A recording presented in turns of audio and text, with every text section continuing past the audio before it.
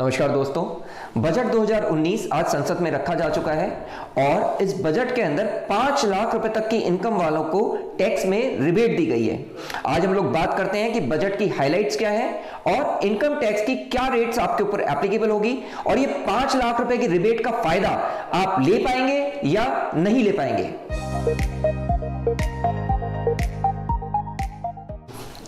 तो दोस्तों, सबसे पहले हम लोग बात करते हैं कि इनकम टैक्स चार्ज कैसे होता है इंडिविजुअल के ऊपर। तो जो इंडिविजुअल होता है उसकी जो टोटल इनकम होती है उसको सर्टेन स्लैब्स में बांटा गया है और उस स्लैब के अकॉर्डिंगली ही उसकी इनकम के ऊपर टैक्स लगाया जाता है। तो पिछले साल में और इस साल के अंदर सरकार ने इनकम टैक्स के स्लैब में कोई परिवर्तन नहीं किया है। जी हाँ, मैं बिल्कुल सही बोल रहा हूं कि इनकम टैक्स के स्लैब के अंदर पिछले साल और इस साल के अंदर कोई परिवर्तन नहीं हुआ है। कोई व्यक्ति जो 2.5 लाख रुपए तक कमाता है तो 2.5 लाख रुपए तक की उसकी पूरी इनकम एग्जेम्प्टेड है। 2.5 लाख से लेकर 5 लाख रुपए तक की जो उसकी इनकम है उसके ऊपर 5% टैक्स की रेट है।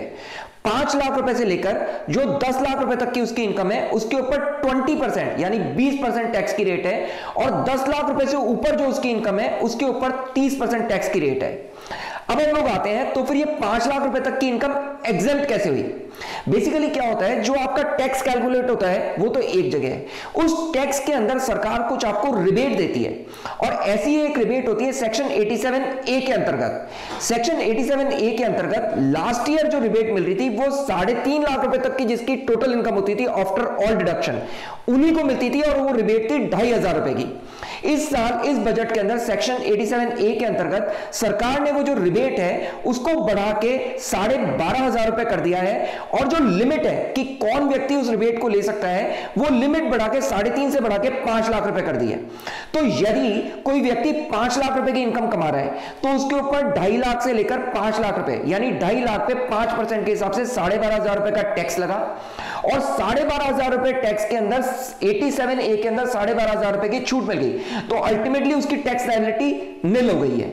लेकिन इसके अंदर रिस्ट्रिक्शन ये है कि उसकी जो टोटल इनकम है यानी कि सारे डिडक्शंस काटने के बाद जो उसकी टोटल इनकम आ रही है वो 5 लाख रुपए से ऊपर नहीं होनी चाहिए, क्योंकि अगर आपकी इनकम 5 लाख रुपए से ऊपर है तो आपको सेक्शन 87A के अंतर्गत की कोई भी छूट नहीं मिलेगी। तो दोस्तों, अब हम लोग एक उदाहरण लेके ये समझने की कोशिश करते हैं कि एक इंडिविजुअल के ऊपर टैक्स कैसे कैलकुलेट किया जाता है। तो सपोज कीजिए किसी व्यक्ति की जो टोटल इनकम है वो 15 लाख रुपए है, तो 15 लाख रुपए पे टैक्स कैसे कैलकुलेट होगा। उसकी जो 2.5 लाख रुपए से लेकर 5 लाख रुपए तक की इनकम है यानी कि 2.5 लाख रुपए, उसके ऊपर 5% टैक्स पे किया जाएगा यानी कि 12,500 रुपए। उसकी जो 5 लाख रुपए से लेकर 10 लाख रुपए तक की इनकम है यानी कि 5 लाख रुपए, उस 5 लाख रुपए के ऊपर 20% टैक्स पे किया जाएगा यानी कि 1 लाख रुपए।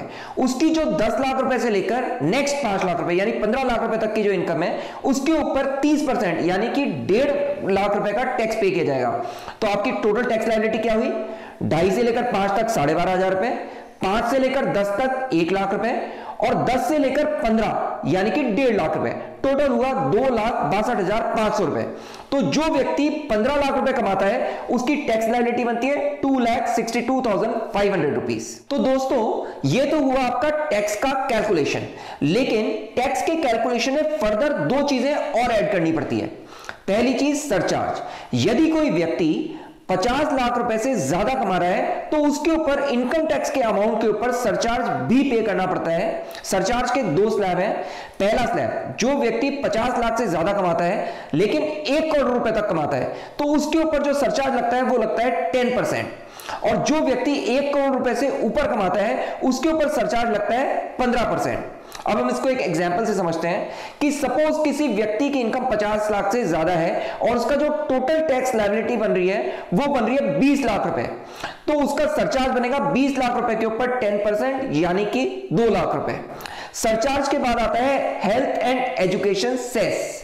सरकार ने जो टैक्स का अमाउंट है प्लस जो सरचार्ज का अमाउंट है, उन दोनों अमाउंट को जोड़कर जो अमाउंट बनता है उसके ऊपर 4% का हेल्थ एंड एजुकेशन सेस के रूप में एडिशनल अमाउंट लगा रखा है। अब इसको हम एक एग्जांपल से समझते हैं। जैसे आपकी इनकम थी 20 लाख रुपए, आपके ऊपर सरचार्ज लगा 2 लाख रुपए, आपका जो टोटल टैक्स प्लस सरचार्ज हुआ वो हुआ 22 लाख रुपए। इसके ऊपर 4% यानी कि 88,000 रुपीज आपको हेल्थ एंड एजुकेशन सेस और जोड़ना पड़ेगा। तो आपको जो टोटल टैक्स पे करना है वो कितना हुआ, 20 लाख रुपए प्लस 2 लाख रुपए प्लस 88,000 रुपीज, यानी कि 22,88,000 rupees is the total tax liability for a person जो 50 लाख रुपए से लेकर 1 करोड़ रुपए कमा रहा है। तो दोस्तों अब हम लोग बात करते हैं टैक्स सेविंग की, यानी कि टैक्स कैलकुलेशन तो हमने सीख लिया, पर हम अपने टैक्स को बचाएं कैसे, हम छूट कैसे लें, रिबेट कैसे लें, अब हम लोग नेक्स्ट सेक्शन में उसकी बात करेंगे।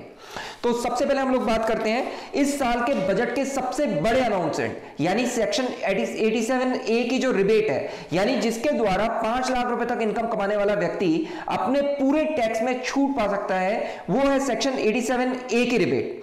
पिछले साल तक सरकार 3.5 लाख रुपए तक जो इनकम कमाते थे उनको 2,500 रुपए तक की छूट दे रही थी। इस साल सरकार ने इस 3.5 के स्लैब को 5 लाख कर दिया, यानी कि जो व्यक्ति 5 लाख रुपए तक टैक्सेबल इनकम कमाते हैं, यानी कि सारे खर्चे डिडक्शन हटाने के बाद जो नेट टैक्सेबल इनकम है वो 5 लाख रुपए तक है, उनको 12,500 रुपए तक या जो उनकी टैक्स लायबिलिटी हो उतने अमाउंट तक की टैक्स में छूट दे रही है। सेक्शन 16IA के अंतर्गत सरकार सैलरीड एम्प्लॉय को स्टैंडर्ड डिडक्शन की छूट देती है। पिछले साल तक यह छूट 40,000 रुपए पे थी, इस साल सरकार ने उसको बढ़ाकर 50,000 रुपए कर दिया है, यानी कि सैलरीड एम्प्लॉय की जो टोटल इनकम होगी उसमें से 50,000 रुपए की छूट मिलेगी और बैलेंस अमाउंट के ऊपर ही टैक्स चार्ज करेगी। जिन लोगों ने मकान के ऊपर लोन ले रखा है उनको सेक्शन 24B के अंतर्गत इंटरेस्ट ऑन हाउसिंग लोन पे 2 लाख रुपए तक की सरकार ने छूट दे रखी है। सेक्शन 80C के अंतर्गत जो स्पेसिफाइड इन्वेस्टमेंट है उनके ऊपर 1.5 लाख रुपए तक की सरकार छूट देती है। स्पेसिफाइड इन्वेस्टमेंट में क्या क्या आता है? Investment of in life insurance premium, provident fund, PPF, NSC, ULIP, tax benefit mutual fund, home loan के principal repayment, notified bonds, 5 years FD और 2 बच्चों की ट्यूशन फीस। जी हां दोस्तों, सरकार आपके 2 बच्चे की ट्यूशन फीस को भी आपका इन्वेस्टमेंट मानती है और उसके ऊपर भी सरकार आपको 80C में छूट देती है। फिर आता है सेक्शन 80CCD, जिसके अंतर्गत इन्वेस्टमेंट इन पेंशन स्कीम, यानी कि न्यू पेंशन स्कीम के अंदर अगर आप 50,000 रुपए तक इन्वेस्टमेंट करते हैं तो उसके ऊपर सरकार आपको छूट देती है। मेडिकल इंश्योरेंस, सेक्शन 80D के अंतर्गत सरकार मेडिकल इंश्योरेंस की छूट देती है जो सामान्य लोगों के लिए 25,000 रुपए तक है और सीनियर सिटीजन यानी कि जिनकी 60 साल से ऊपर इनकम है, ऊपर उम्र है, उनको 50,000 रुपए तक का मेडिकल इंश्योरेंस प्रीमियम की छूट मिलती है। सेक्शन 80E के अंतर्गत इंटरेस्ट ऑन एजुकेशन लोन की छूट मिलती है। यह छूट आप जितना भी अपने एजुकेशन लोन के ऊपर इंटरेस्ट पे करते हैं उस पूरे अमाउंट की आपको 8 कंटिन्यूअस ईयर्स तक छूट मिलती है from the first year of repayment. फिर आता है रेंट पेड। जी हां दोस्तों, यदि आप किराए के मकान पे रहते हो तो सेक्शन 80G के अंतर्गत आपने जो किराया पे किया है उसके अंदर कुछ परसेंटेज की आपको छूट मिलती है। वो परसेंटेज कैसे निकालेंगे?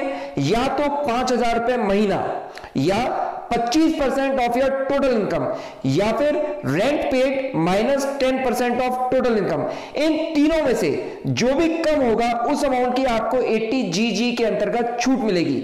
फिर आता है interest from savings account. Section 80TTA के अंतर्गत सरकार जो भी रेजिडेंट इंडियंस हैं उनको 10,000 रुपए तक का सेविंग्स बैंक अकाउंट पे जो इंटरेस्ट मिला है उसकी छूट देती है। जो सीनियर सिटीजन है उनके लिए सरकार ने सेक्शन 80TTB के अंतर्गत interest from deposits in banking company और पोस्ट ऑफिस के ऊपर 50,000 रुपए की छूट दे रखी है। ध्यान रखिएगा दोस्तों, सेविंग्स अकाउंट के ऊपर अगर आपने छूट ली है तो वो 80TTA के अंदर अगर आपने छूट ली है तो 80TTB में नहीं मिलेगी, और यदि आप 80TTB की ले रहे हैं तो आपको 80TTA की छूट छोड़नी पड़ेगी। दोनों एक साथ आप नहीं ले सकते हैं। दोस्तों, इन डिडक्शंस के अलावा सरकार ने इस साल के बजट में मिडिल क्लास के लिए 2 विशेष छूट दी है। पहली चीज, जो आपकी मकान है उस मकान में एक मकान तक की सेल्फ ऑक्यूपाइड की आपकी इनकम डीम्ड इनकम नहीं मानी जाती है। डीम्ड इनकम क्या होती है? जो आपका मकान है उसके ऊपर जो नॉर्मल रेंट बनता है उतनी सरकार डीम्ड इनकम मानते हुए उसके ऊपर आपसे टैक्स चार्ज करती थी। सेक्शन 23 के अंतर्गत एक मकान की छूट अभी तक दे रखी थी।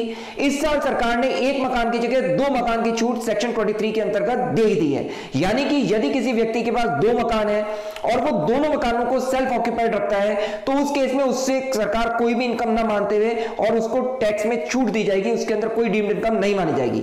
नेक्स्ट आता है, यदि आपने अपना रेजिडेंशियल हाउस बेचा है तो तो उस बेचने के ऊपर जो आपका प्रॉफिट हुआ है, उस प्रॉफिट को सेक्शन 54 के अंतर्गत यदि आप इन्वेस्ट करते हो दूसरे रेजिडेंशियल हाउस में, तो वो पूरा की पूरा कैपिटल गेन आपका एग्जेम्प्ट माना जाता है। अभी तक एक ही मकान के अंदर आप इन्वेस्ट कर सकते थे, इस साल सरकार ने उसको भी 2 मकान तक की छूट दे दी है कि सपोज आपके 2 बेटे हैं और आप 2 मकान खरीदना चाहते हैं उस कैपिटल गेन से, तो आप 2 मकान खरीद सकते हैं। दोनों मकान के अंदर जो इन्वेस्टमेंट होगा वो सेक्शन 54 में आप क्लेम कर सकते हैं और उसकी छूट सरकार आपको देगी।